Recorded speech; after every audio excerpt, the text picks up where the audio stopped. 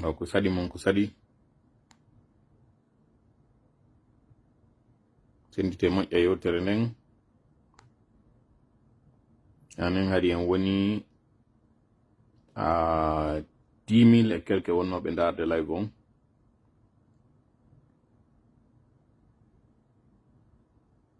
jonna on exactement ko nder wonno darde live on nane.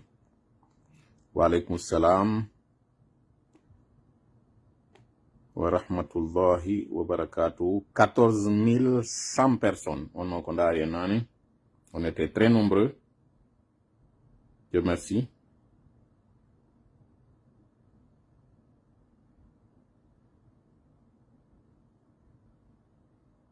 « 14 100 personnes. On ko dari live on nane. Merci à vous pour cette confiance. Kolare jande woni ko waddon don. O weltanama. Mi andina en hande ko alati 15 hande ko talawasi. En heddori joni balde didi. Joni ko didi de heddorden do ka yetti jallobe ko balde didi joni heddi do ga. E jakka ko jonti di don falno wide tino faljude do ndu sumayel do. Sumayel do no wuri kay. E bi nyirndi lannale han jondo makan honno. Jangongol han joni gol lan he alon ti hande no faljude do ne. Wigol lo jangongol ingol tiidi han joni gol iwali do on tino ya do nyirndi han jol lannale. Dandi yetti jallobe jalay do to lan woni faljirde.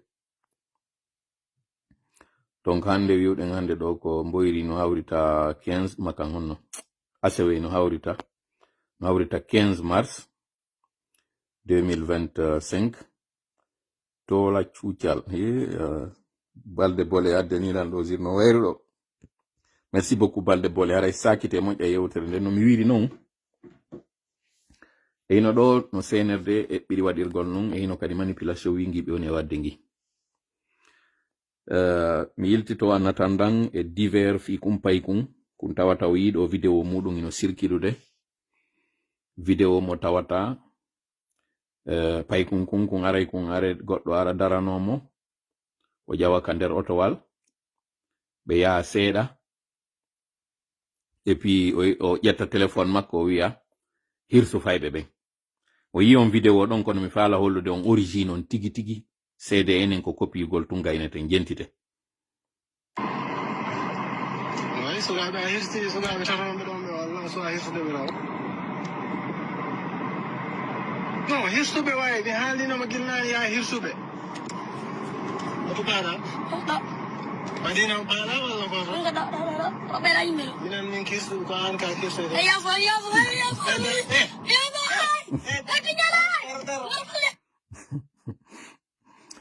o video mo yudon goddo wadi do ka réseaux sociaux ji ka woni darade o jetta pay ko wiyete ko Muktar.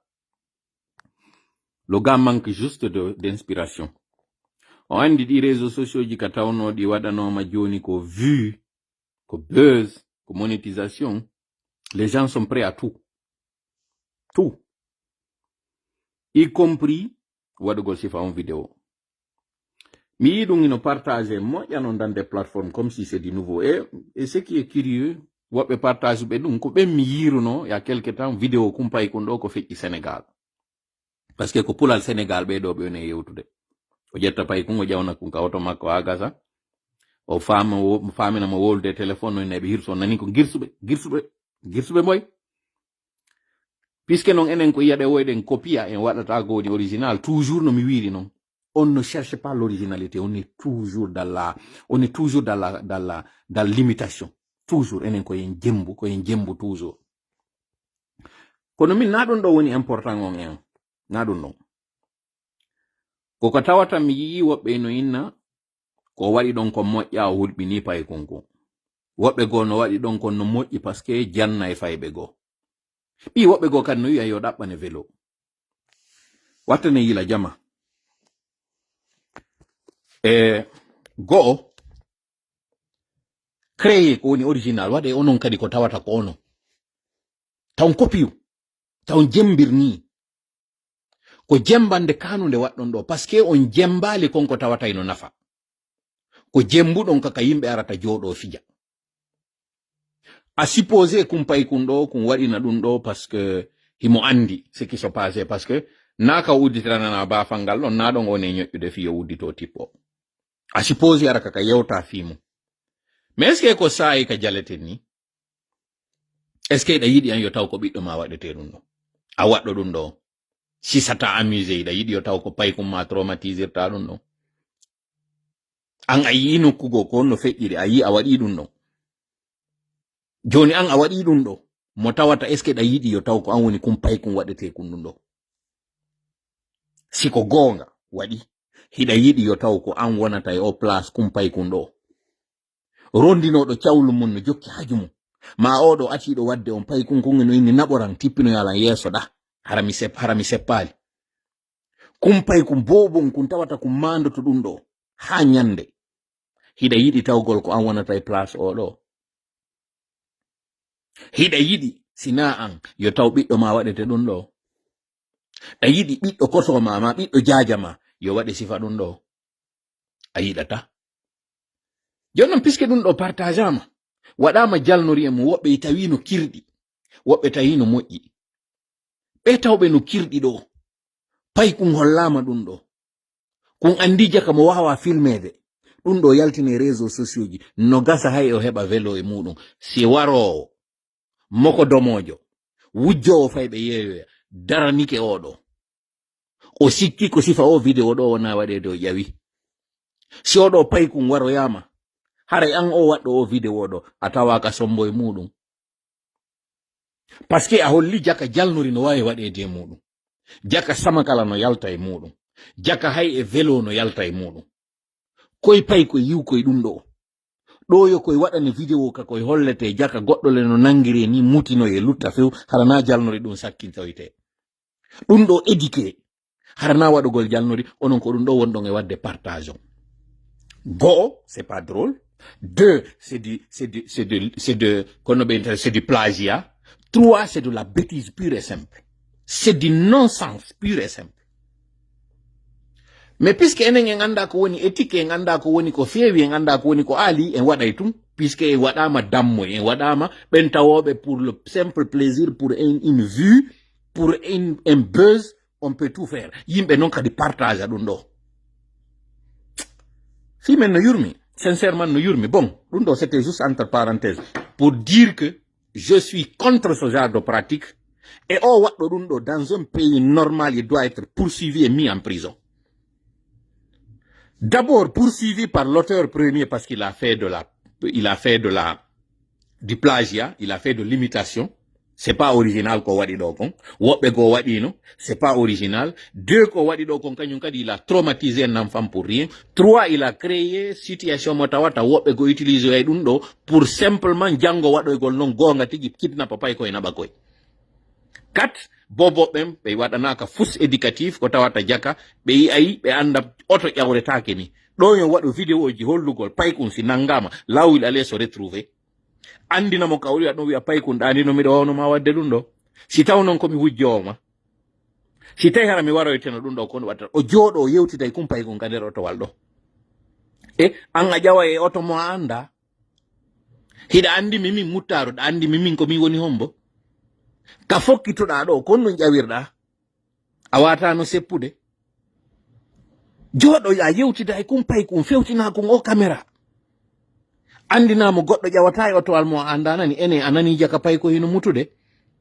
si tawi noon hande ɗo mi yeeyetonoma kon ɗum waɗata pay kum ko wowla ɗon kon jaabomo kon inna mi andali mawɓe ma ɓen a yeetakima si moto daranike ma otowal daranike ma wota ƴeew o wiya ɓe yeetakilan wiya awa min miɗo yetade ma hande ɗo gibi hande ha heɓi yeeso goɗɗo watta daranoma ƴawanani haysi noon ko mo anduɗa nani wiwmo a seppay wiwmo mawɓe maɓe ngino wi wata waɗu si goɗɗo okkima kadi mbuɗi hin jaɓumi jonnima ɗi mbuɗi siko jimum jaɓi ɗi mbuɗi ɗo mi okkima ɗi oe baben an jaɓata minen kam ɓe wonno pay koye meɗe yiyata sadaka naya yaw ñamoya meɗe yiyata ka kawtal ñametake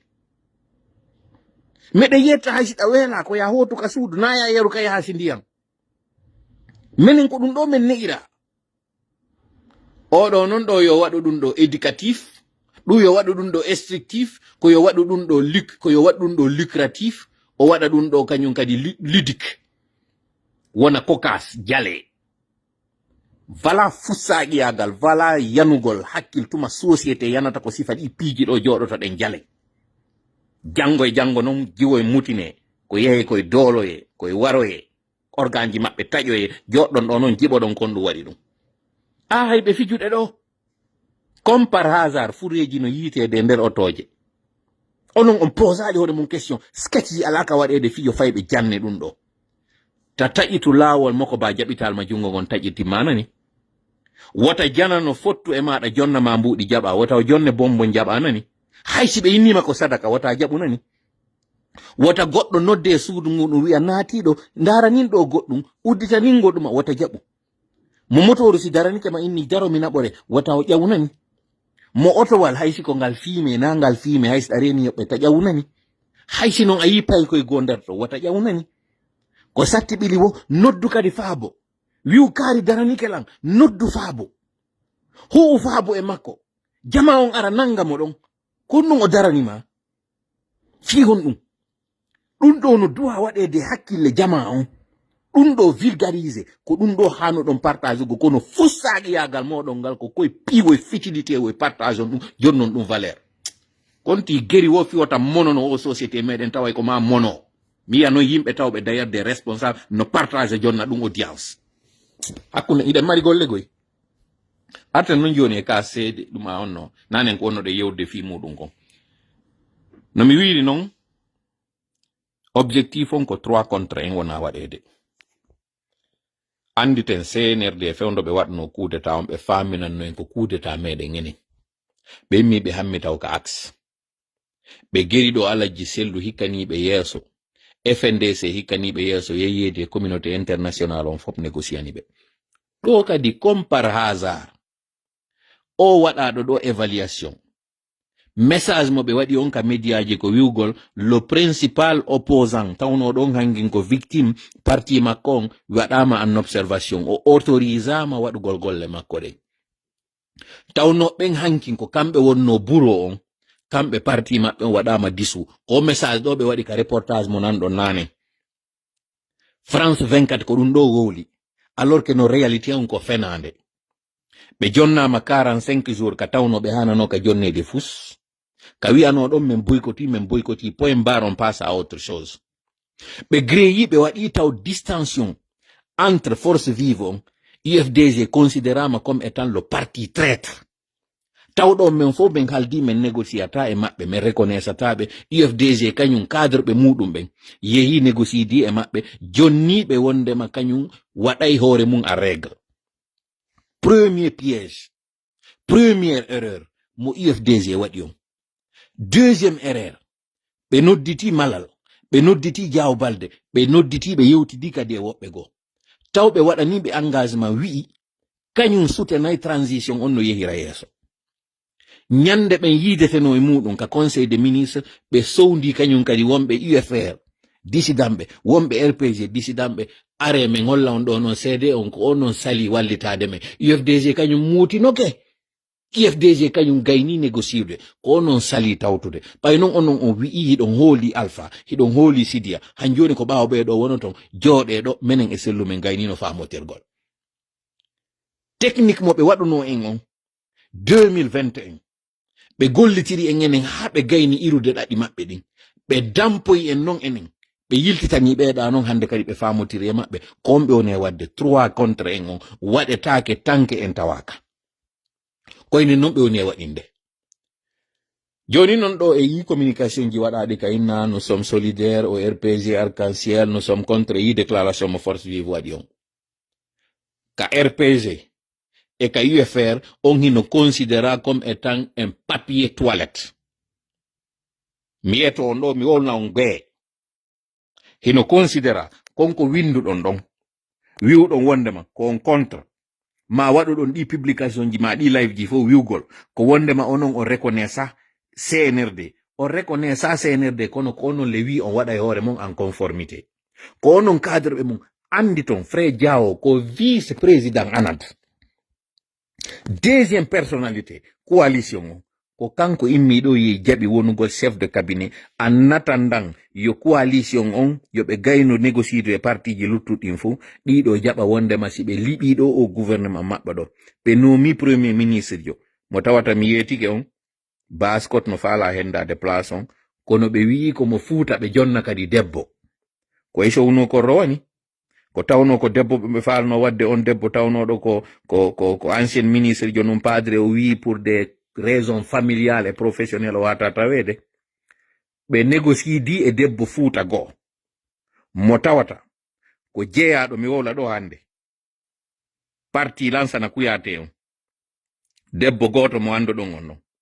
ɓe yewtidi di e makko parce que woɓɓe anno landilan ene ko mama kanni na hajja mama kanni few hajja mama kanni ele fidèle ka wonnoɗon na hajja mama kanni ko hajja zalikatu yewtida e muɗum lansana kuyate puisque ƴetti distance e maɓɓe seeɗa yo on ɗon famotire ko originaire jo fuuta kono ko tawɗo ko coteji maɓɓe on kamɓe woniri ɓe waɗa oɗo o wona premier ministre de la Guinée Jalikatu Balde mi sikki ko non wiyete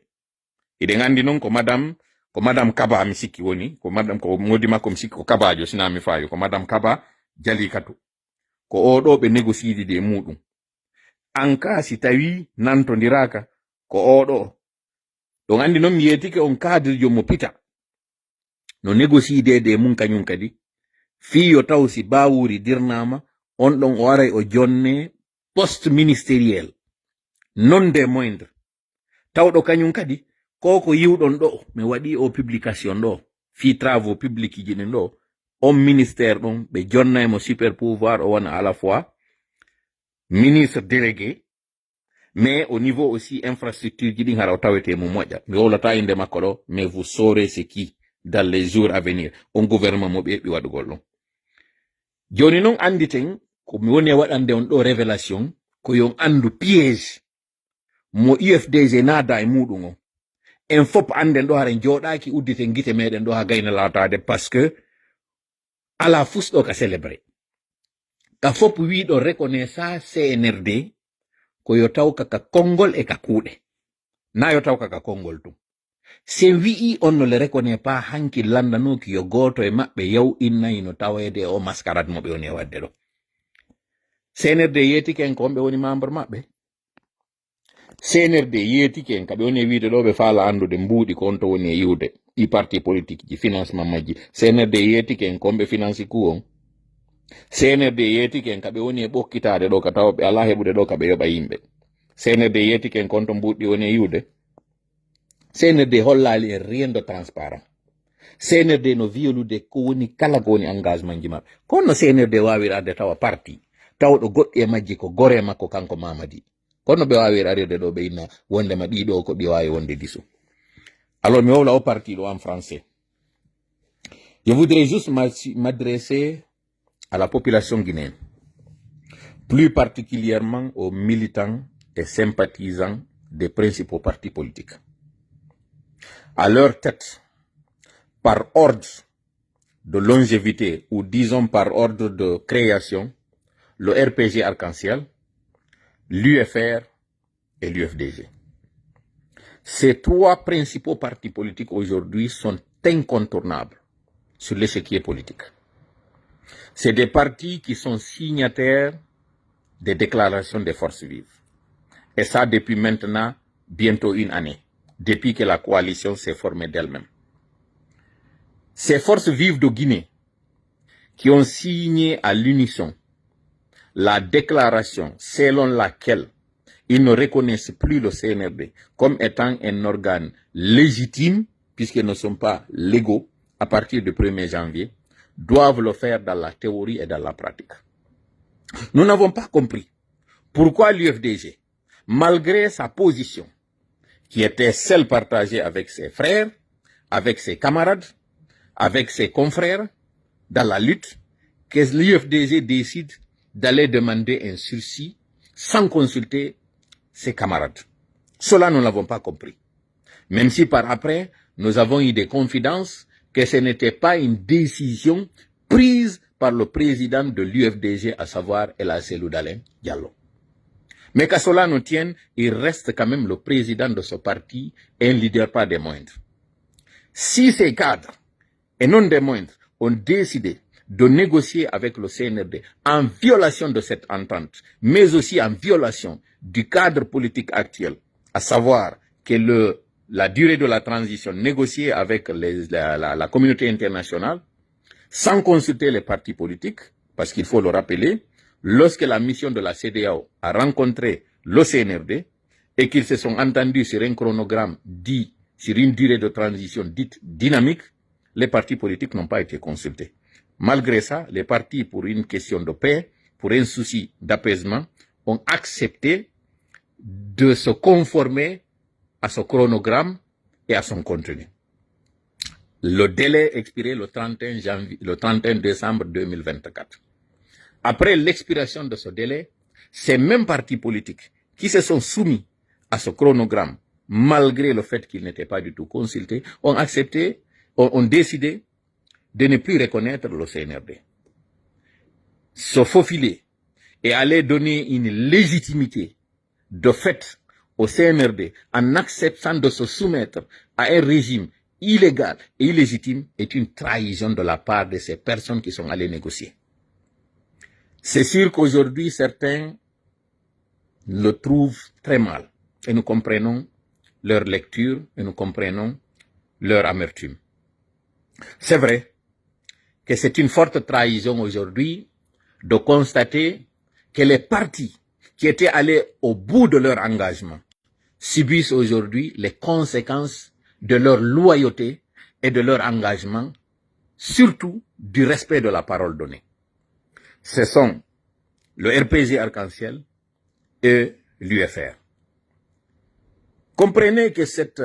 décision que vous avez prise est une décision lourde de conséquences. Certes, et aujourd'hui vous les subissez, mais sachez que vous êtes du côté de la vérité. Ne vous faites pas influencer par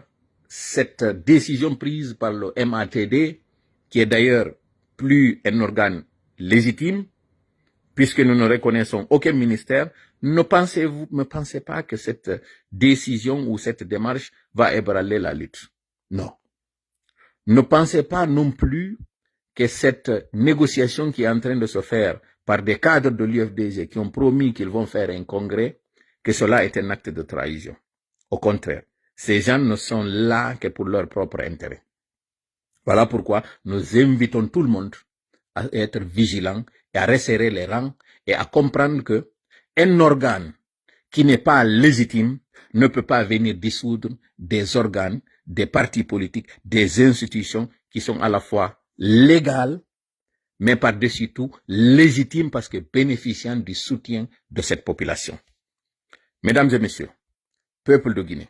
citoyens et citoyennes de la République de Guinée, ne tombez pas dans le piège de cette manipulation qui ne vise qu'à diviser le peuple de Guinée. À sa tête, ces partis politiques qui les représentent. L'objectif, c'est le 3 contre 1. L'objectif, c'est de couper la relation entre les leaders et leur base. L'objectif, c'est de diviser pour régner. L'objectif, c'est de faire en sorte que le jour des élections, qui certes ne se tiendront pas cette année, que le jour de ces élections, qu'aucun parti politique ne soit en mesure de fédérer.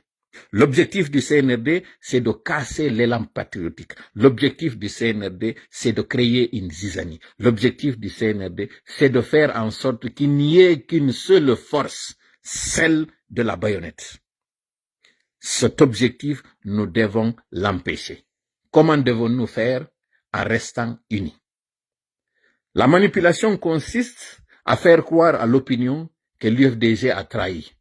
Alors qui sommes-nous pour rester nous aussi sans participer à ce gâteau? C'est ça l'objectif.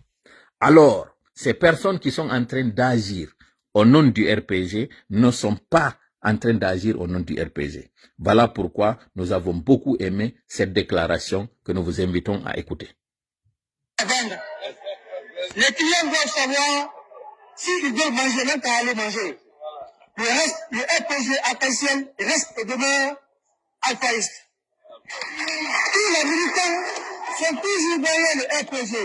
Et puis là-bas, je ne bouge pas encore. Voilà. Si tu viens là-bas, là, de l'autre côté, ils vont t'acheter chercher à manger et puis faire autre chose. Et laisser le RPG tranquille. Le RPG est tranquille. Le RPG restera toujours fidèle à ses idéaux. Restera toujours derrière le professeur Alpha Condé. Voilà. Le but suprême. Moi, je l'appelle le but suprême. Je l'appelle le but suprême. C'est la solution. Quiconque n'est pas derrière lui ne peut pas se faire considérer comme, disons, un RPGiste. Voilà. On est dans l'esprit du président Alpha Condé, on est RPGiste. Voilà. Et quand on n'est pas RPGiste. Et il est le président élu. Ils sont partis pour manger. Ils sont partis pour tromper Fakalissa. Voilà. Donc, Fakalissa doit comprendre. Si je n'ai pas le RPG qui est là-bas, hein. Ce n'est pas le RPG qui est là-bas. C'est pas que je laisse couper par des relèves là. En tout cas, le RPG reste toujours alphaïste. Voilà. Le RPG reste toujours alphaïste et l'UFR reste toujours sidéiste. Les militants de Sidia restent derrière Sidia et les militants du RPG restent derrière Alpha. Il en est de même, et nous profitons de cette occasion pour vous dire que ceux qui se sont affichés au palais ne sont pas là au compte de l'UFDG, ils sont là pour leur propre intérêt. Les militants de l'UFDG restent derrière Cellou Dalein. Les militants du modèle restent derrière Alouba. Ne vous faites pas du tout tromper. Ceux qui sont en train de négocier sont en train de négocier à leur nom propre. Cette union sacrée que nous avons décidée, elle reste et elle demeure. Ils vont vous faire croire que les négociations sont très avancées avec l'UFDG et que vous devez prendre le train en marche et que vous avez intérêt à venir vous joindre à eux. Ils voudront vous avoir, comme ils ont fait en 2021, en faisant croire que le coup d'État était pour le compte de l'UFDG, une façon de vous contraindre, vous, à venir vous joindre à eux, sinon le pouvoir risque d'aller vers l'UFDG. C'est la même stratégie que le CNRD veut répéter. C'est du réchauffer. C'est encore de la répétition qu'ils sont en train de faire. Lorsqu'ils vous auront dans leur bateau, c'est ce jour-là que vous allez comprendre que l'UFDG n'avait aucun intérêt. Pour preuve, ils ont récupéré 2 maisons, mais ils n'ont démoli qu'une seule maison. 2 premiers ministres, tous ont acquis, ont d'abord un bilan, Sidia et Cellou. D'ailleurs, Cellou n'a été premier ministre que pour 1 année, alors que Sidia a été premier ministre pour plus d'1 année, si je ne m'abuse. Malgré cela, tout l'acharnement est sur Cellou Dalein. Aujourd'hui, il y a un dossier de la compagnie Air Guinée qui est sur Cellou Dalein, alors que Cellou Dalein n'a été que ministre des Transports. Il n'est pas le ministre de l'économie, il n'était pas le ministre des Finances, il n'était pas le ministre du Budget. Il n'a pas encaissé l'argent, il n'a pas vendu. D'ailleurs, pire, ceux qui sont en train d'estimer que ce dossier Air Guinée était un dossier de corruption, sont en train même de vouloir donner des postes ministériels à ceux-là qui étaient plus proches du dossier, en tout cas en matière de transactions. El Hadj Mamadou Sylla, qui a été l'acheteur de cet avion, n'a pas vu son parti politique menacé, il a été autorisé d'exercer, il est en train de vivre librement en République de Guinée. Aujourd'hui, ils sont en train de s'acharner sur Cellou Dalein. Tout cela, c'est pour vous montrer que ceux qui vous font croire que l'UFDG a quelque chose à gagner avec le CNRD, ce n'est pas le cas, c'est un mensonge. Au contraire d'ailleurs, l'objectif, c'est d'organiser un congrès au cours duquel le président Cellou ne sera pas du tout autorisé à candidater. Ils vont trouver des moyens pour illégitimer, pour rejeter sa candidature, pour que Ousmane Gawal, qui est le pion du CNRD, soit l'unique candidat le jour de ce congrès. Et comme ça, il y aura une cohue, il y aura une débandade, il y aura une déchirure, et c'est à ce jour-là que le parti sera dissous, parce que il y a eu des irrégularités, parce qu'il y a eu, nous ne le souhaitons pas, des cas de mort au cours du congrès, comme ce qui s'était passé au siège pour le journaliste feu paix à son âme, Koula Diallo, ils vont dire que le parti était récidiviste. Le jour du congrès, il y a eu des bagarres, il y a eu des blessés, il y a eu des morts parce que les militants de l'UFDG ne permettront pas à ce que Ousmane Gawal soit candidat à plus forte raison qu'il soit l'élu de l'UFDG. Mais puisqu'ils ont décidé de trouver un moyen pour dire qu'il avait été d'ailleurs exclu, cette décision ils l'ont. Lamarana Petit, Ousmane Gawal, avait fait une déclaration, un document signé par un huissier pour dire qu'ils ont exclu Cellou Dalein de l'UFDG. Ils vont utiliser ce document le jour du congrès. Deuxièmement, ils vont venir avec un cabinet d'avocats pour dire que les candidats doivent être tous sur place et que si Cellou n'est pas là, sa candidature elle est invalidée. Ils vont trouver des moyens le jour du congrès pour que Cellou ne soit pas du tout le candidat de l'UFDG. Donc, à l'intention de ceux qui sont cadres de l'UFDG, sachez que cette procédure, c'est un piège qu'on vous a tendu. Vous avez ces 45 jours pour l'organiser. Et le jour de cette organisation, c'est des deux choses. L'une, soit il y a bagarre, et c'est cette bagarre qui va entraîner la dissolution du parti, comme ils auront dissous le RPG, comme ils auront dissous le RPG, mais ils ont commencé d'abord par la suspension de ces partis, une question de voir le terrain, de tâter la température, voir que rien ne s'est passé. Surtout qu'ils ont vu ces derniers jours la contestation qu'il y a eu sur l'axe. Ils ont compris que la résistance est encore là. Les militants de l'UFDG, et c'est d'ailleurs ce qui les a encore...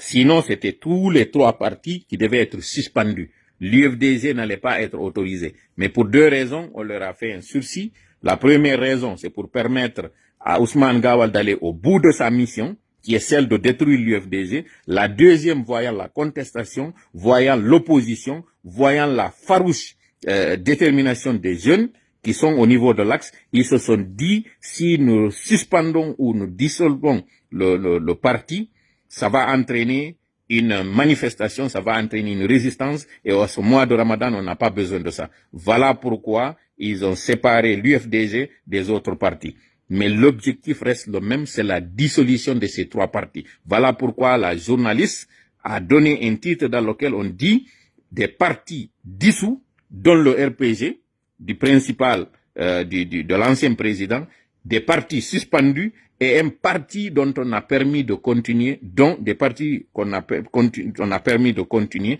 dont l'UFDG. Ce n'est pas fait par hasard. Ce n'est pas une erreur qui s'est glissée. C'est une information qui circulait déjà pour ceux qui avaient l'information que la dissolution de ces partis, en tout cas les signataires de la déclaration de manifestation le 6 janvier,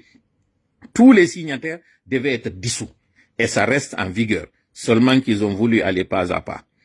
Obtenir l'adhésion de quelques cadres de ces partis pour former le gouvernement qui est une imposition de la communauté internationale, ce gouvernement d'union nationale, afin qu'il puisse permettre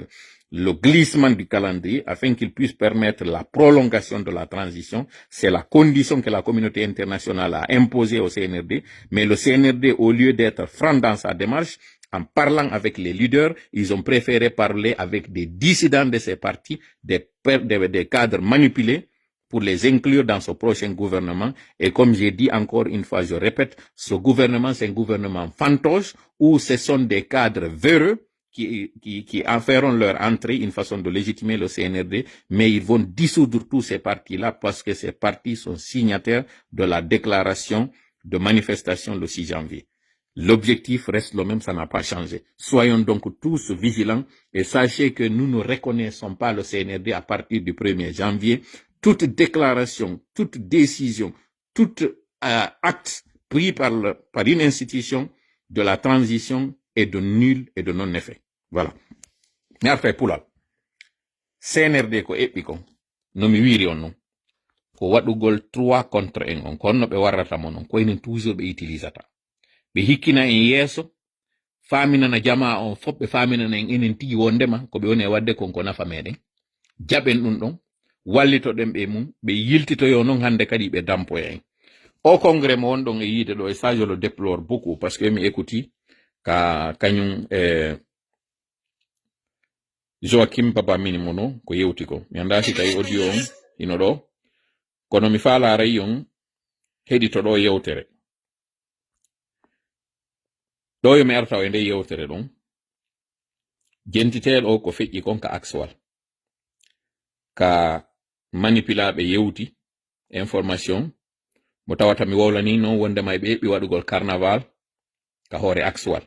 mi yeeti o mini ɗe photoje ɗe ɓe waɗi ɗo ko ɗen ɓe woni adorde si ɓe gayni wadde ɗen photoje ɗon ha ɗum ɗon feƴƴi ɓe yiltitoy to ɓe waɗoya carnaval ka axe jonnon jentiteɗo ka kanko tigi aali mum ka wowli konko mi wowli ɗon fi muɗum nanno yewtere makko nden confirmude konko mi wi ɗon ko wondema hiɓe heɓi waɗugol carnaval ka hoore axe ko vidéo wonme ɗaɓɓitude ɗo ɓay ɓe inni wo mo fenande mum waɗi aray ko karmo ko makko wonno o wayno wonno o waddano e mum cardi jentiteɗo yewtere nden ko on to audio woni rapidement ok voilà.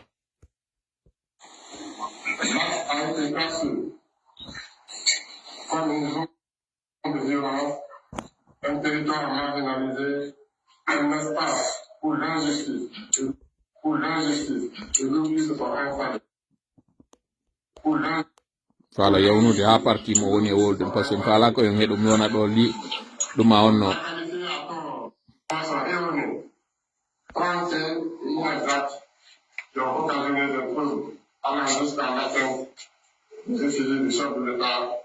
visant à fragiliser le climat stable qui règne sur l'axe depuis un bon moment.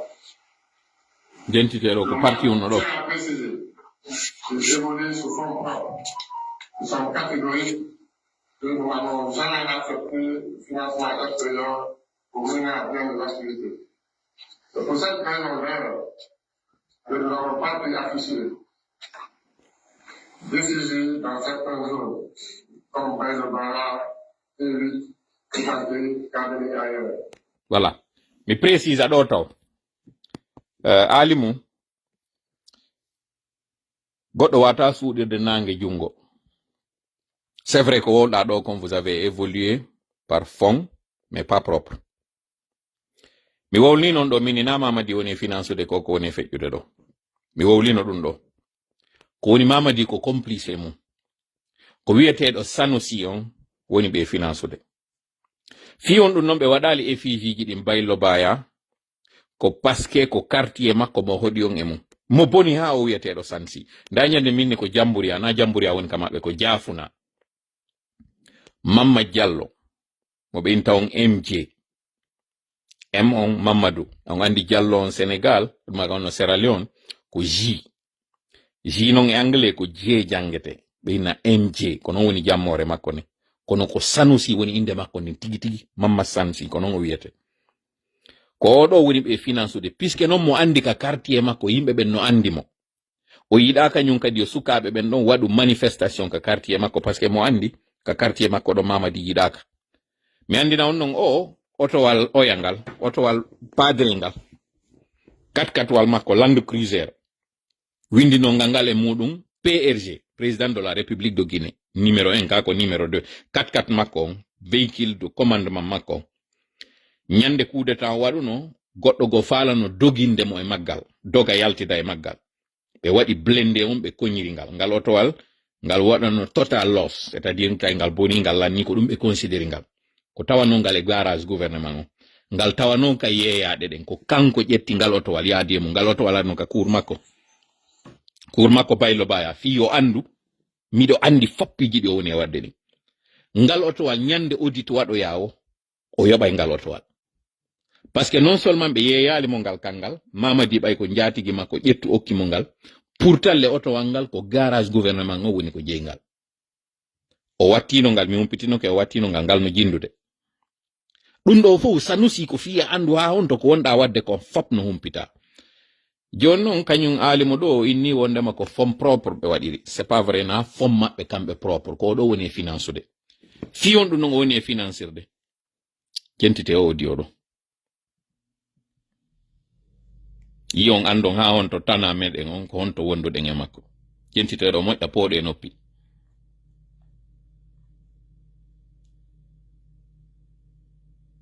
yaafe audio on jaɓali udditade taw abɓe ok non mi aray ɗo e vocal go fi sittugol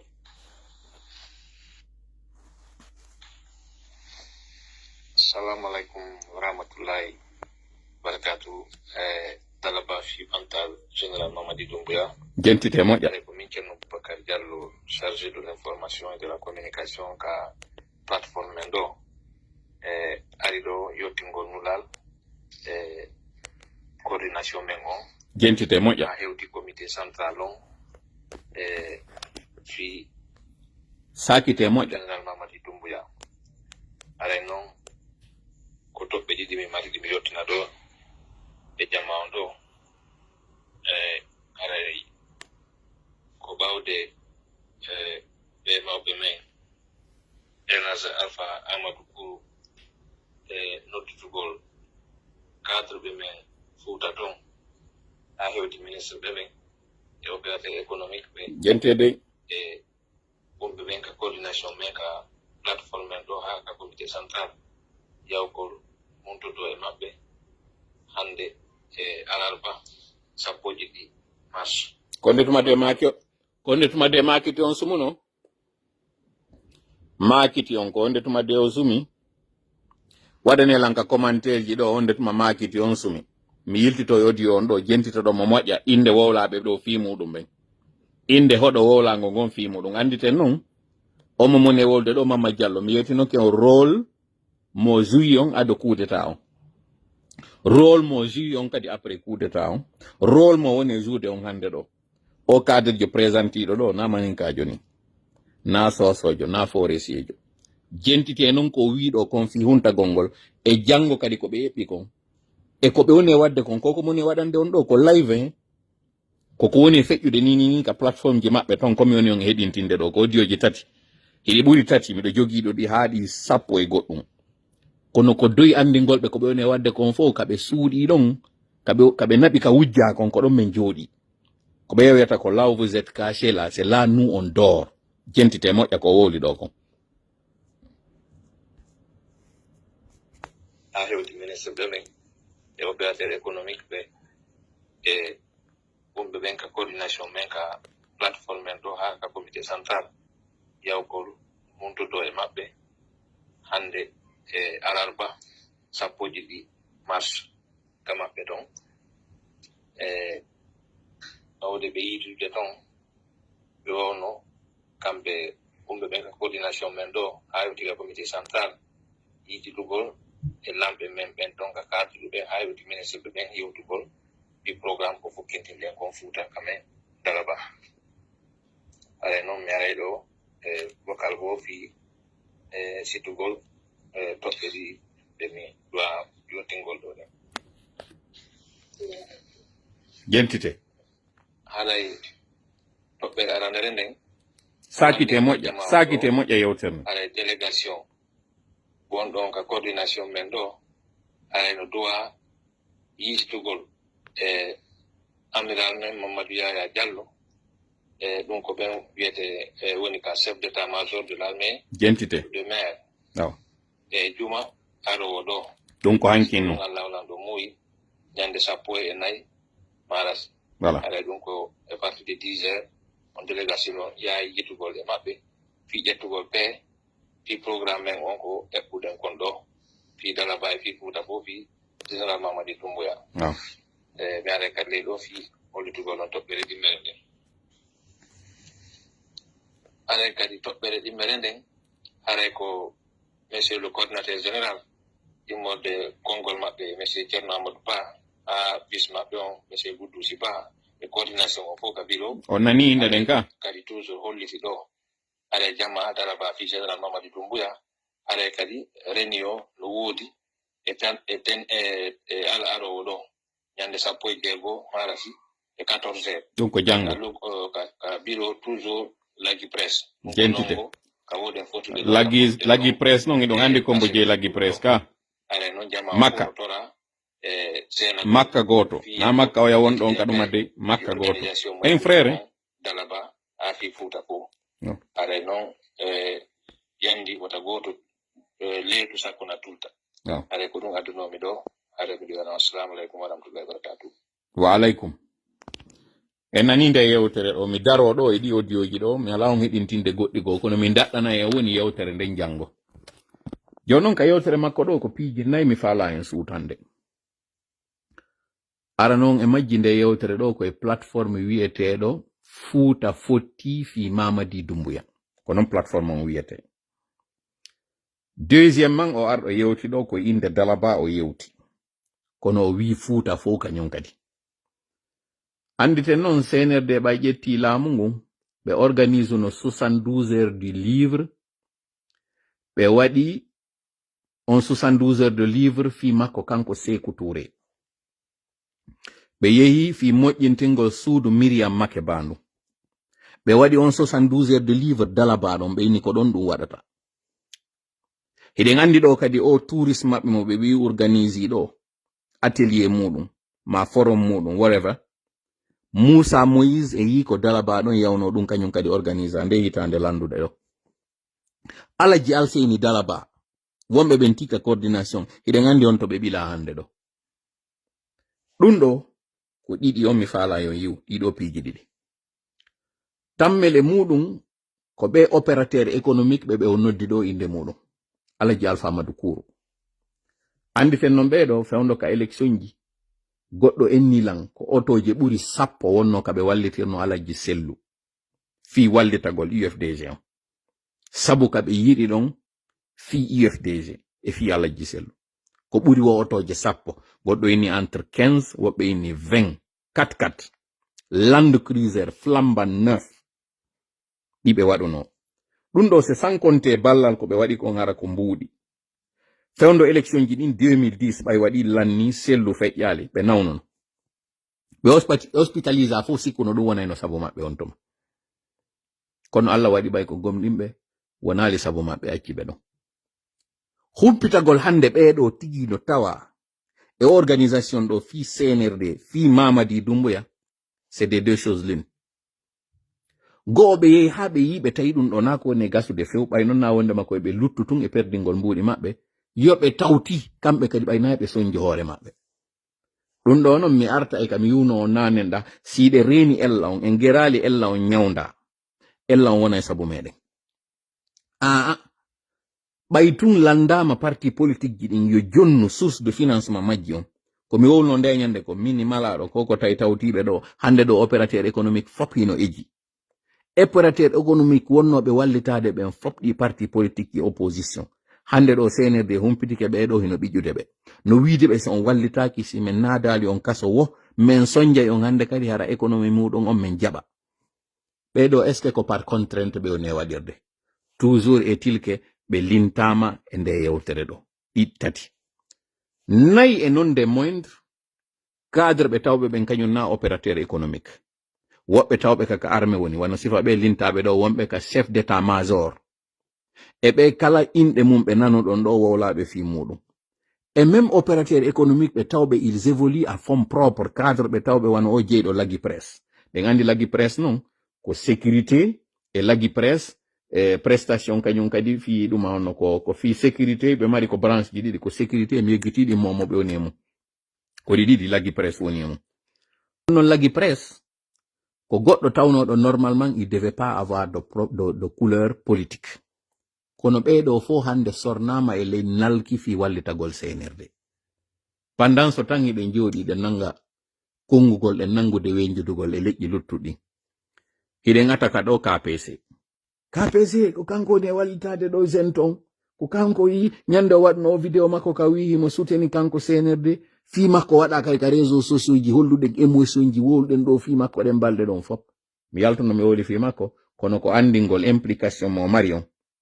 e ɗi transition ji fof mi gayni jonnude message an on message on hewtoymo mi heɓitoy kañum kay message iwtuɗo e makko ton ari hewti ɗo mi wallinino fi muɗum mais on message iwnoɗo to wiwno ko ka an on anduɗon ñande anduɗon cadre ɓe moɗon opérateur économique ɓon fulɓe walliti ɓen saliɓe affiche de hoore mum ñande ɗo yaltitani won tawa min ko mone wadde kon ko seeɗa ande ɗo fuɗɗike yaltitande jonnon aren e ngi manipulation wiɗo fi ngol laawol bisikirima dingiraye ko ɗum mi woni lannitorde yewtere nden si aren noon janngo e révélation ji ɗin Alaji Ceerno Mamadou mo tawata e yi o yimmino ɗo o yehi hajju o arti ko dingiraye woni kamaɓe ngol lawol bisikirima dingirai iɗen andi ko lawol ngol tawata neɓama fi muɗum gerdede fi on andu moƴƴa famon fi lawol ngol gibi fi maggol fuɗɗa yewtede fi muɗum ko gibi fewndo Allah hinno lansana konte fuɗɗino moƴƴinde lawo juulirde nden dingirayi ɗum ɗo noon c'est dans les années 90 sinami fayi si tawi Alpha Omar Bari bisikiri mano nder ɗo yo ar o faljitami yo andina ma kala mo dingirayi camɓe ɓen bokumɓe ɓen talɓe ɓen falɓe ɓen soɓe ɓen bariɓe ɓen camaraɓe ɓen jeyaɓe dingirayi kala wonɗo ka nder live ɗo yo falto en juulirde nden dingirayi kande ñortano itta huɗo on waɗa béton on ko hitande honde ɗum waɗi miɗo andi c'est dans les années 90 ko entre 95 99 tellen ɗon sinami fayo ɗum waɗano ko gibi ɗin année 90 ji ɗum eɓɓano waɗegol kono tawi budget on yonata fewndo on tuma tawi ko orienta ko waɗugol ɗe golle ɗe Alaji Sellu waɗi ɗo yirikiri joli bakoro e po ɗuma on kunɗa bofa tawi ko ɗiɗo kañum e kule wala ko kule yawgol zere kore yirikiri yawgol kankan jeli bakoro yawgol sigiri e bofa yawgol boke ɗi ponji ɗo nayi tawi ɓe gollude majji budget financement heɓano ɗon tawi wawata yonude kaɓe wawa darnitade juulirde nden ɓe wawa waɗorde ɗum donc nattitira yeeso pour d'ailleurs vous dire ɓe inni société SMD on société minière de Dinguirayi wallitoto financegol on trajet ɗon fiyo lawol ngol waɗe ngol fuɗɗo dabola par ce que eɗen andi tawi ɓe waɗi on goudron ɗon o timmi ɓe fuɗɗo bisikirima ka ɗuma ɗon ka Carrefour ɗon ha hewtoya leero ala goudron waɗeteno gibi on tuma ɗum yewta fimuɗum gi manipulation wingi on ɗon yiide no waɗe ɗo ko cadre ɓe wonɓe veure wonɓe utilise ude tout simplement campagne électorale mo ɓe faala waɗande Mamadi Doumbouya on ɓe famino ko Mamadi Doumbouya waɗi ɗum ɗon déjà taw c'est un rébellion on noon ɓay waɗo yi ka début année 2000 ji ɗin sabu ɗum ɗo waɗi hande kadi tawi mbuudi ala ka ƴette na defi waɗugol ngol lawol ɗon en même temps kañum kadi tawi SMD on fuɗɗi keɓude difficulté ji sur le plan international ɗum ɗo ko historique commune on e waɗande ko ɗum waɗi ɗum ɗo retardé yehiri non ha fewndo Monsieur Alpha Condé kanko e Tibou Camara kaɓe ɓatodiri ɗo négociation ji ɗi Tibou Camara waɗi ɗin e kala ɓen cadre ɓe dinguirayi on tuma tawtunoɗo men kanko padre ɓe waɗi priorité maɓɓe yo ngol laawol ɗo yo ngol waɗe par ce que ɓe inni ko ɗum ɗon tum ɓe wawata convaincre de yimɓe maɓɓe ɓen ton fi yo ngol laawol ɗon waɗe non seulement ɓe andini ngol laawol ɗon si waɗama désenclavement on entre Sigiri e Dinguirayi iway hande kadi hara ɗiɗo fof ɗi yuɓɓidirte mono iwrude maali taw no wawi warde iwrude maali ara hewta Dinguirayi ɗon iwrira Dinguirayi ɗon kañum kadi hamma farana ɗum ɗo fof ɓe convaincre mo kanko padre dossier on waɗa en priorité hari no étudiede si kudeta on waɗano ko kanko padre tigi waɗayno ngol lawol ngol wonɗon e yiide ɗo CNRD ɓay ari ɓe yaltintin tun on dossier ɓe utilise mo fi waɗugol campagne aren non joni o image mo wonɗon e yiide ɗo mo tawata o yika kañum Alaji Ceerno Mamadou wi ɗo alhamdulillahi eme grand-mère eme acce ɗo mi waɗa image on miɗo haɓɓiti mi janggay mo ka woni ɗon ka live ɗo alors que non miɗo wawi mo janngude hara ko min tigi udditimo à partir du téléphone ici abe mi udditamo ka téléphone ɗo pour ne pas vous lire du n'importe quoi. Qu'est-ce qu'il a dit? Pourquoi image on ala yaltude ɗo? Ok, voilà. Ko inni alhamdulillahi et très grand merci à mon patron, le général président Mamadi Doumbouya. Welaji Ceerno Mamadou Ba, ardi wonnoɗo journaliste alimentaire, ardiɗo mojobere parti politique nde tawata hande ɗo kaka nder jiifa makko on parti politique makko woni. O wi cérémonie de lancement des travaux d'aménagement et de bitumage de la route Bisikirima Dinguirayi 75 km. Alors que non projet on ko 100 km parce que na ha Dinguirayi ko yo yaw ha hewto ya leero padre ko onno e wadde kon ko plus de 100 km sinami fayo ɗum ɗo komi woni e yaltinande ɗum ɗo ko par ce que ɓe mari tourné duwaɗo fuɗɗade le 17 ɗo mo ɓe woni e waɗude intérieur kañum mamadi jusqu'au 22 ɓe duwa waɗude on tourné mi ala natude ɗo e détail ji on tourné ɗon par ce que na ɗum ɗo woni le plus important komi faala yon faamu ko o surfacturation wonɗo ɗo o yii nduɓata kur wondu e haylade fewndo ɗo ka fewndo kañum monsieur Gando Bari wonno ɗon ka travaux public mo tawata on mi sikki ɓe remplaciri mo goɗɗo goo mi yeggiti kombo ɓe remplaciri mo si je ne m'abuse hara yetelan ka commentaire ji ɗo eɗen andi Mohamed Abdoulaye waɗa ka travaux public si je ne m'abuse Gando wonnoɗo ɗon on itta Mohamed Abdoulaye oɗo noon sinami fayu eɗen andi Mohamed Abdoulaye komo ɗa omo ɓeynata Diouf on komo leeruma eɗon andi o wiyeteɗo noon ɗo Gando Bari mi faala yon zoom moƴƴa image on ɗo yon ko le 23 mai 2024 o projet hanano exécuté 2024 ko mois d'avril mois de mars wonnen ɗo 10 mois giɓi ɓe boucli o projet ɗo fi o fuɗɗe ɗo noon miɗo mari ɗo révélation ji ɗiɗi fi on manipulation mo ɓe woni e wadde ɗon révélation ara noon koko tawata kon na Mamadi woni initié ɗo o projet na kañum kadi Alpha Condé woni e wadde o projet ɗo ko gibi kañum lansana konte o projet ɗo fuɗɗa padre ɓay ari sabu Tibu Camara e cadre ɓe dingirayi ton yeetimo si a faala hendade Fuuta hendoɗa Haute Guinée en même temps a golla e nde nokkure ɗo sabu waliyuɓe sabu karmokoɓe e kummaluɓe jeeyaɓe ɓen dingirayi ɗo a golla e ngol laawol ɗo fiya heɓu popularité dingirayi o waɗi ɗum ɗo priorité makko et ça devait être exécuté ka mandat makko ɗo non si tawno o troisième mandat makko ɗo feƴƴuno 2 CNRD ɓay ari ɗo ɓe ɗuytu projet on ko hanunoɗo yawgol ha leero ɓe waɗi o 75 km ɗo mo tawata yewtanoma fi muɗum bouclanoma fi yo exécuté le 23 mai 2024 bouclanoma photo on non ino holli ɗo date on e année on mais hino ɗo ko woni plus important ko budget initial on yawno ɗon ha boucla ko 1182 milliards TTC toute taxe comprise woni ko boucla kon sumakko kanko Gando Bari ministre jo ardino ɗon on tuma travaux publics on ministre des infrastructures et des travaux publics Gando Bari ɓe gandi ɗon on Gando Bari o ittanoma sinami fayo mais waɗe zoom moƴƴa image on ndaron le 2 9e mois 2024 le 21 9e mois plutôt 2024 9e mois non iɗen andi ko septembre donc de mai à septembre ɗi lebbi ɗon juin juillet août septembre lebbi nayi e nder lebbi nayi ko yaltoyno kon ko signano kon ka budget fiyo yaltine ministère des finances on ko wonno 1180 et quelque wonti 21 000 milliards 21 000 milliards budget initial innano ɗon 1180 et quelques milliards 1182 milliards de francs guinéens wontiti 21 milliards de francs guinéens toute taxe comprise mbuuɗi innaɗi ɗin ino yaltinoyede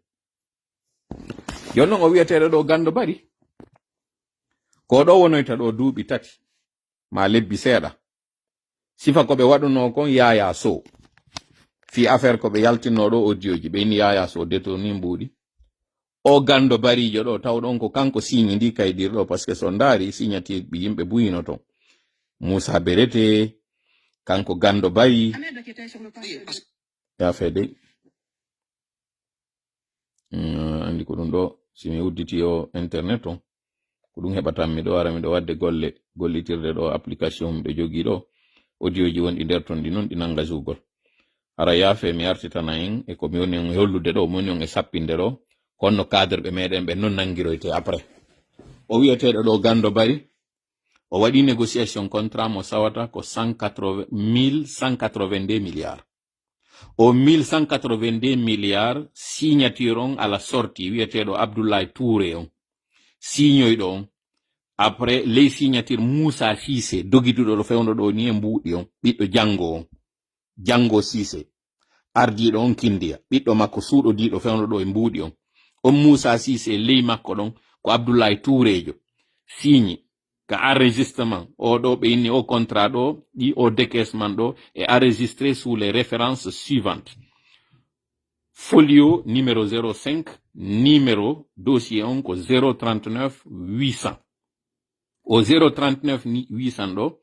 en date du 21 9e mois, libellé, en date du 21,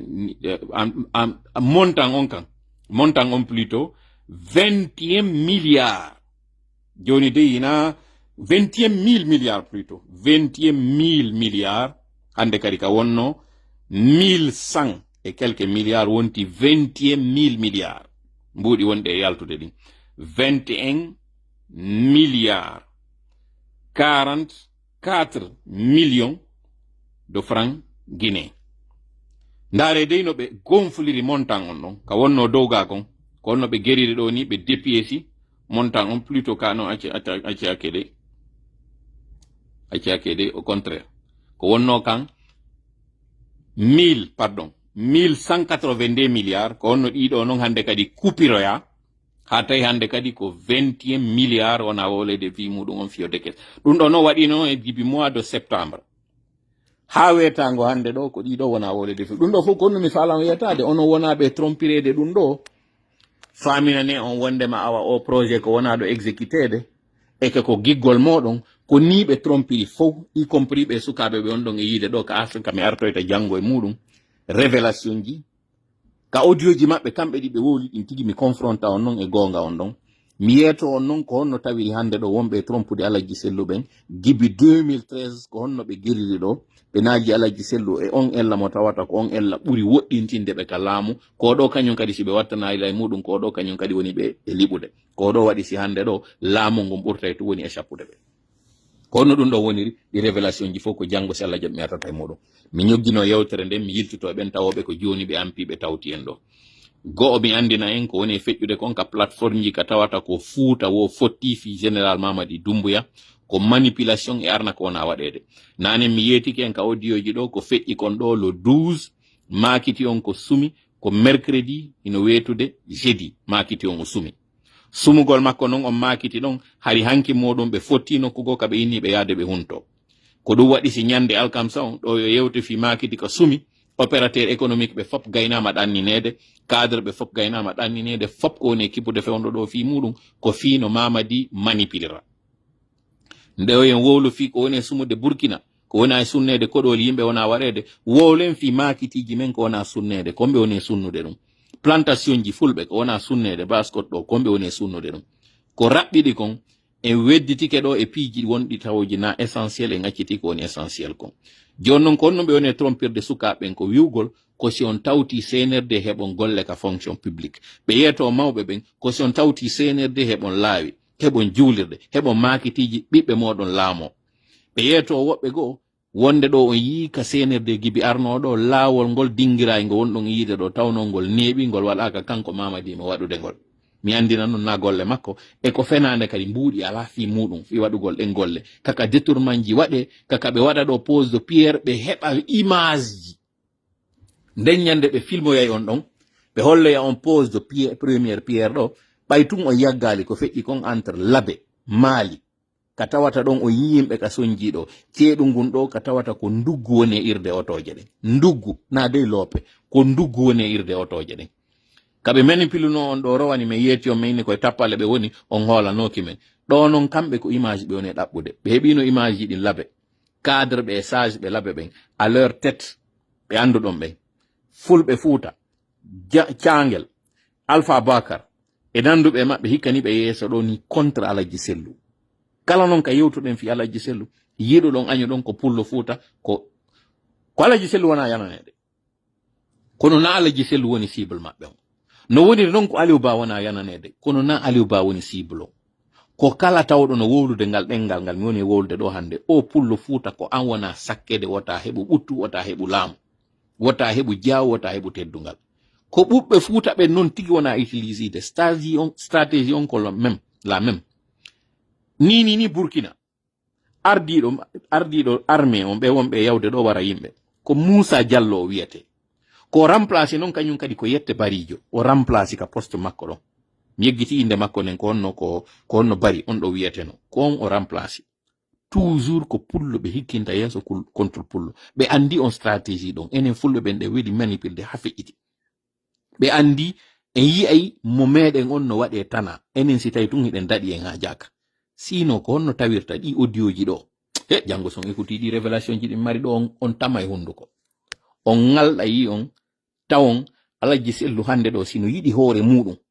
jentitonomen menen ɓe wonɓe wolande ɓe ɗo ko ɓe yiɗa nande kon ko ɓe faalaka kon onon kadi marɓe ɗo ɓerɗe sikki ko contre maɓɓe min woni on jentitonomen mi andina on o congrès mo ɓe woni e waɗude ɗo mo ɓe fokkintini 45 jours ɓe jonni UFDG sous une pression ɓe anda ɓe gaynidi e UFDG ha gasa ko ɗum waɗi so ɓe jonni ɓeeɗa double on 45 jours ɓeeɗa jonna 90 jours ɗin 90 jours ji ɗon c'est pas pour rien kamɓe ɓe heɓi double ko UFDG jonnako andi ton noon UFDG no jogi avantage e hoore maɓɓe ko tawata kon kamɓe ɓe inna yoɓe exerce fi hon ɗum ko an ka taw ɓe fuɗɗoro taw wiwgol aw ɓe suspandi parti on au bout de 45 jours compteur on fokkitana ɓe ɗon kamɓe ɓeya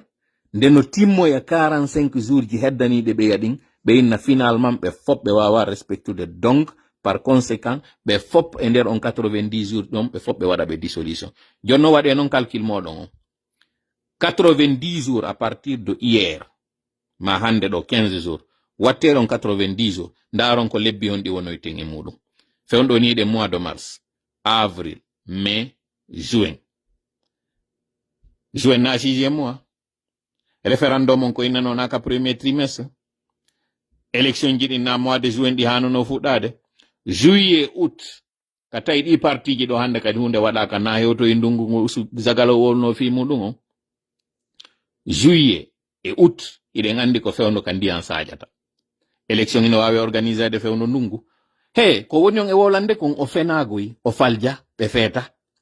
ko bon kop bad kop ɓe woni on e waɗude koye hakkille moɗon ɗen ɓe woni e fijirde ko ni ɓe waɗiri en kadi 2024 ɗo jooɗi ɗon wedditi ɗon toujours ɓe waɗiri en ɗo wa dammol ko yaltinte kon ka ɓaawo hoggo ñaama huɗo ñallal ngal fop hoota naata ka nder dingira wala tutude ko ñamuno kon ñaama ɗum ɗo janngo kañum kadi lo même train ɓe commence ko ɗum ɓe woni en e waddude ɗo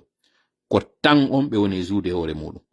tañƴininoɓe ɗo ɓe heɓata sursis 2025 ɗo ɓe heɓino ɓe fijidira e moɗon ɗo kala wonɗo e wadde ɗo ɗi démarche ji ɗi négociation ji c'est des taupes c'est des gens qui sont en train de jouer le jeu de la mouvance hande ɗo noon mi jonnata inɗe hedditi ɓen ka nder parti to négociɓe ɗum ɗo mi falaka jonnude ɗo inɗe goy hande acce noon ande rencontre ji ɗi wadduɗon ɗin e CNRD fop meɗen humpiti frene jamfa ko wonɗon e wadde kan acce mi falaka e wonu sombo ko min woni e bonnude o parti ɗo alors que na bonnugol parti o mi woni parce que si mi wowli onon dow mi heddi ɗi nder ton faminɓe ɓen ɗo yiɗon négociude faminɓe ɗon ɗo wadde congrès ɗon andi pasa on yewtidino e usu jiga si Alaji en présentali goɗɗo à sa place ɓe wi ko kamɓe présentoy to on hoolori ko Alaji Sellu hewtoyte nden ñande ɗon ɓe invalida e candidature Alaji Sellu on ko kanko Usu Zagalo par défaut wonoyta l'unique candidat ko wawoy ɗon ko opposé yagol fiwata congrès on waɗu guere waɗa nder ton ɓe suspenda parti on pour les 45 jours heddi ɗin ɗon ɓe addoya décision on ɗum ɗon ko si wonki so laaligoy nden ñande ton ko si bononda jano waɗali nden ñande goy si bononda waɗi ko nden ñande ɗon ɓe waɗata dissolution ɓeya hendo noon kañum kadi 45 jours ɗi ɓe hollata ɓe ɗon ɓe naw yi ko mi waɗi kon UFDG so waɗali ko mi wi kon onon déjà ko on suspandi onon koye men waɗu tun kon seɓitiɓe déjà koye men duñu on tun ko ɗum ɗo ɓe woni utilisirde ko ɗum waɗi o formule mo on ɗon e yide ɗo 45 pour les uns 90 pour les autres entre temps ɗin 90 jours ji ɗon haray ɗi puusi en natoyi mois de juin élection wawetake waɗede e nder ndungu juin juillet août en wawata waɗoyde élection en wawata waɗoyde campagne ji fewndo on tuma CNRD heɓi kañum haray ko faala kon hande kadi ɓe inna en ko tuma nde ndungu ngul lanni sélection waɗoye ɗum ɗon kañum kadi hara ko si tawi wowlama fi muɗum sina ɗum 2025 kon ɗo ce n'est pas une année électorale ɗum ɗo mi wowla ɗum fof nana fof anda no mi furñitirno ko feƴƴi kon non mi wowla ɗo CNRD nana anda plan maɓɓe on fof meɗen joggimo onon kadi jama on ka yaasi nanon andon ko ɗum ɗo woni ko ɓe eɓɓi kon sikkugol ɗo on négociide e CNRD ha hendo ɗon ko faala ɗon wonɓe faminande ɗo Alaji Sellu wonde maɓe négociide fiyo Alaji Sellu wawa artude fiyo Alaji Sellu wawa wonde candidat kono Alaji Sellu invalidire ɓe wawoyta wonoyde candidat ñande congrès on ɓe utilise e piiji tati fi wata Alaji Sellu wawa wonde candidat go ɓe utilise ko tawata kon ɓe to gandi décision de justice annulino taw exclusion makko on kanko gawal ɓe inna gawal donc artiti kanko jigawal o artiti ɓay non tungimo ma responsabilité ka nder parti o exclino Alaji Sellu o yino on décision mo few inano ko décision wonɗo ridicule aux yeux de la justice o wona ridicule o utilise e on deññande fiwugol ngol Alaji Sellu n'est plus membre du parti go ɗum ɗon wonoya contre ka oɗa inano kon kañum kadi ka exclu yewtere nde waɗo e ɗon fiwoygol ok joni ko makko kon annilama joni ko ɓeyɗa kon kañum kadi yo annile fiyoɓe fof ɓe compétition première étape deuxième étape maɓɓe on ɓe inna candidat ɓe ɓen fof koye taw ko ɓe présent ñande congrès on Alaji Sellu ala ɗolle 2 troisièmement o utilise ko tawit kon deux convocation de justice no hoore maɓɓe o utilise ya o vidéo circule noɗo ɗo intelligence artificielle fi innugol ngol ka en terme d'éthique Alaji Sellu wona ɓe mara éthique fi présentagol ɗum ɗon noon mi humpitike debbo wiyano ɗon hino ka image ɓe manipulde mo fi yo porte plainte hoore maɓɓe kañum Alaji Sellu sengo Europe ma en tout cas o ara o porta plainte hoore maɓɓe on plainte mo tawata pour question de mœurs inne wondema hiɓe mari question mo tawata hiɓe violi ma ɓe tawa e konko tawata hiɗen andi fi debbo on porto ɓen fijirta sinnama tun goɗɗo ene waɗi sifa ɗin ɗon piiji en tout cas o heɓay dow ɗi maniéji ɗi tawirta ndeññande ka sengo wiwgol ko ɓe éligible ɓe wata wonde éligible ko ɗiɗo fof o utilise oyta ndeññande si tawi tun IFDG présentali goɗɗo ko dartoto do e makko mo tawata sinnama hande kadi ok ɓay tun Alaji Sellu présentotako ko on ɗon awa joni menen min présentata ko par défaut haysi onon o yiɗoyamo ko innoyte puisque présenti ɓen ko kanko tun e Alaji Sellu présentoy donc par défaut élimination challengère jo makko on waɗi hande kadi ko kanko wata feƴƴoyde représentant ɓe MATD wonɓe ɓen ndeññande ɗon ɓe valida ɗum ɗon comme étant ko kanko usi jigawal woni candidat jo woni ardiɗo parti UFDG on yiɗon añon salo ɗon kala ko waɗoy to ndeññande ɗo guere on waɗo e hoore ɗum ɗon ɓe innoye joni noon par conséquence ɓe suspendu awa parti on sabu ko tawata kon o wawali organise de congrès makko on si ɓe suspendimo ɗon o tawtoyi hande kadi ɓeya suspenda ɓen ɗon ɗum ɗo ko si wonki so laali sifa ko waɗano kon ka Kakula Diallo si wonki sodi ko ndeññande ɗon ɓe waɗata décision on wondema parti o woni disu kanko usu jiga o memmina parti makko on mi wowlana en ɗum ɗo moƴƴa nanon faamon onon wonɓe ɓen ka parti humpito ɗon no mi furñitarani on non ko lutti kon ko non kañum kadi woni ko mi furñitari on ɗo andi ton noon mi yetiki o meɗen jogii élément ɓe amen wonɓe ka Serelak makko ton humpitiɓe fap ko woni e feƴƴude kon ton wonɓe ɓe remontande information ji ɗin fap no mi yetiri on ɗo ni ndi kaydiri tawno ndi arrêté ministériel dissolvugol ɗi parti ɗum min humpito minni on première quinzaine on ɗo o yi comme par hasard ko première quinzaine mois de mars on woni ko waɗa toujours iwali kam yi on ɗon première quinzaine on haram toɗi kala wono ballo meɗen hawrindina e sababu allahma min janggo are pour de nouvelles révélations komi hollata on ɗon noon ko honno tawiri ɓe yuki o parti gibi 2013 mi yeti kon ko gibi ɗon jamfa kanka fuɗɗi ko honno arira 2016 ko honno feƴƴi 2016 ko honno feƴƴi 2020 ko ɗum fof woni janggo kam mi addanta en ɗo so Allah jaɓi à partir de 20h30 ala woni ballo meɗen allahumma amin hawrindina e sawaba allahumma amin allahumma salli ala sayyidina wa sallim wassalamu aleykum wa rahmatullahi wa barakatuh